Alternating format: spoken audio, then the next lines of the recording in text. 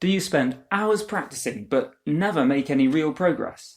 I struggled like that too, until I made one simple shift that made me improve so fast it felt like cheating. And as soon as my students started using it, they broke through plateaus that had kept them stuck for years. So in this video, I'll show you the one music practice secret that will change your life, so you can make incredible progress in weeks rather than months or years. But what exactly was holding me back before I made the switch? Well, I used to grind away like a demon in the practice room. Endless technique drills, theory, repertoire, thousands of hours.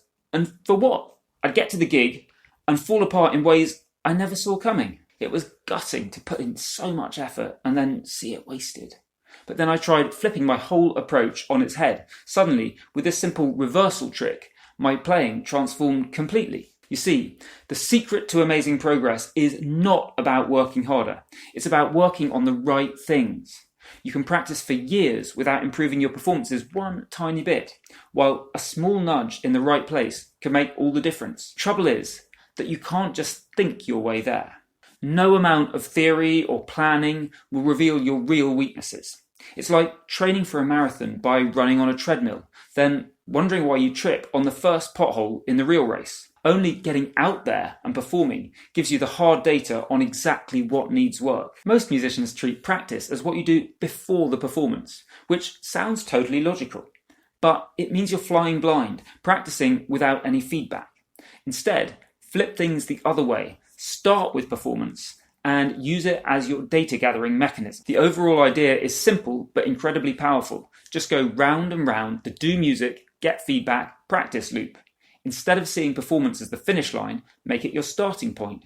Every gig highlights what to improve, so you can practice smarter. The faster you go around this loop, even if it means more failures, the faster you'll grow. But how do you actually pull this off? Well, you could go about this the deep, systematic way, which is incredibly powerful, but also complicated and time-consuming. So right now, we're going to keep it simple. I'll show you a quick and easy way that still delivers massive benefit. Now, the big idea is straightforward. You're going to practice immediately after a performance. Before you do, though, there are two critical things you need to set up in advance. Otherwise, you won't get the results you're after. I'll walk you through those in a second. But first, why does this work? Because right after you perform, your memory is clearest. You know exactly what went wrong and right, so you can fix it right away. No need to write loads of notes, no second guessing. Even legendary golfer Jack Nicklaus swore by this. I always achieve my most productive practice after an actual round. Then the mistakes are fresh in my mind and I can go to the practice tee and work specifically on those mistakes. So let's get into those two must-do preparation steps. Step 1 is to choose your timing wisely. If you don't plan ahead, you'll miss the golden window to turn your performance into real progress. First, what performance are you targeting?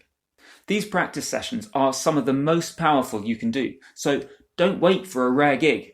Create your own mini performances. Play for friends, join an open mic, or just record yourself on camera. The key is to make these sessions happen often. Second, how will you practice right after? Don't leave it to chance. Decide a few key details in advance. How soon after will you practice? Sooner is better, but even 30 minutes after is fine if you need. Where will you do it? A quiet corner at the venue is ideal, but go back home or somewhere else if you have to. Whatever works. And how long will you practice? 5 minutes? 30 minutes? Set a target. Now, when you commit to these details, you're far more likely to follow through. After a performance, emotions run high. Whether you nailed it or crashed and burned, they can tempt you to drop the whole thing. So make a plan and stick to it. And if the situation just doesn't work, say your big gig doesn't allow for immediate practice, don't give up. Instead, jot down quick notes. What would I be practicing if I had the time now? Even a few scribbles will lock in the insights and make your next practice way more effective. Sometimes the big performances aren't the best for this method. Pick situations where you can actually follow through, even if they're low key. Then it's on to step 2. Pick the right priorities. Imagine Brian finishes a gig, obsesses over a missed note, and spends his whole session practicing that one bar while ignoring the bigger rhythm issues that really spoiled things for the audience. Don't be Brian. He's set himself up in the perfect position by actually practicing right after the performance. and then ruined everything by cocking up what he chose to work on. So don't let your practice turn into a game of whack-a-mole, chasing every little mistake and missing what really matters. After a performance, you'll spot a dozen things that you could work on. But here's the trap. The things that bug you the most are typically not the ones that'll make you significantly better in the long run. So before you dive in, decide what is truly important.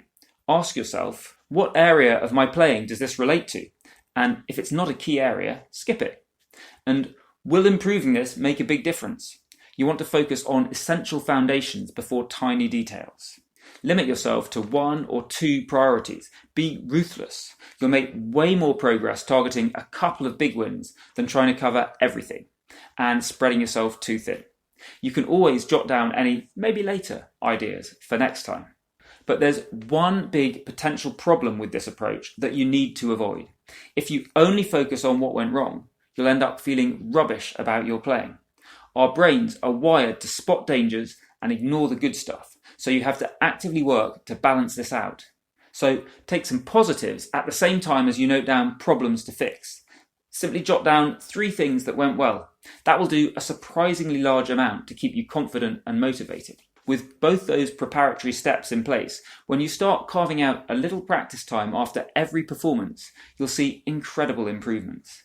You could easily find that a couple of months is enough to make the sort of progress that used to take several years. But you still need to make sure that all this progress shows up reliably in those big performances where the stakes are high. So watch this video next, where I'll show you the step-by-step process that gets you playing your best when it really counts.